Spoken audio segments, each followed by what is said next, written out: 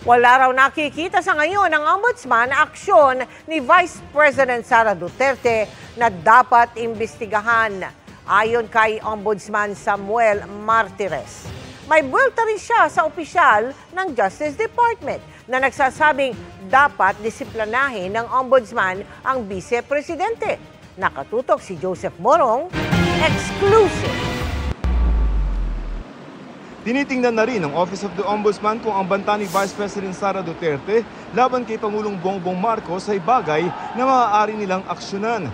Ayon kay Ombudsman Samuel Martires, magagawa lamang daw ito ng kanyang tanggapan kung makikita na ang mga aksyon ng Vice President ay ginawa bilang bahagi ng kanyang trabaho. Pero sa ngayon, as far as we are concerned right now, we have not seen any acts of the Vice President that we should investigate. Well, we do not find anything that is in violation of one, the Anti-Graft and Corrupt Practices Act, of any of the offenses in the revised penal code that is in relation to the Anti-Graft and Corrupt Practices Act.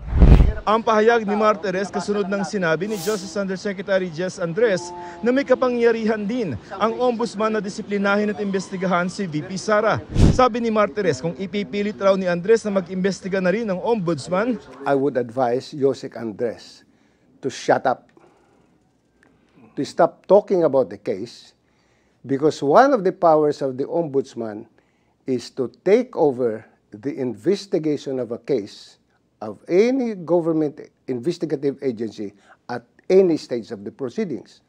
Pinaalala ni Martires kay Andres ang nakasaad sa Section 15 ng Republic Act 6770 o Ombudsman Act of 1989 na may kapangyarihan ng Ombudsman na imbestigahan at kasuhan ang kahit sinong public officer, empleyado, tanggapan o ahensya at maaari nitong i-take over ang investigasyon ng anumang ahensya ng gobyerno.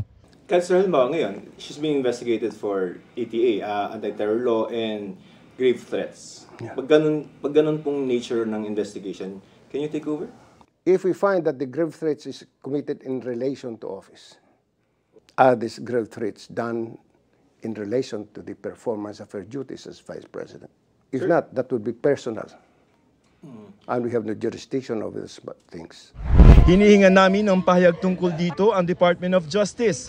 Ayon kay Ombudsman Martires, bukod sa investigasyon na gagawin ng NBI at DOJ, pwede ring i-take over ng Ombudsman ang investigasyong ginagawa ng Kamara kay Vice President Duterte. Iniimbestigahan ng House Committee on Good Government and Public Accountability ang paggamit ni VP Sara ng 650 million pesos na confidential fund ng Office of the Vice President at Department of Education. We feel that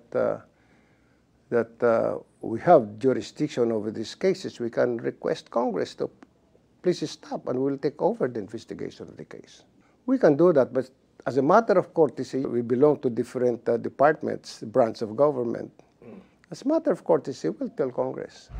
Tugon dito ng chairman ng komite na si Representative Joel Chua, hindi investigasyon para sa kasong kriminal ang ginagawa nila. Yung sa amin kasi in aid of legislation yung sa amin. Yung nature ng aming ay in aid of legislation.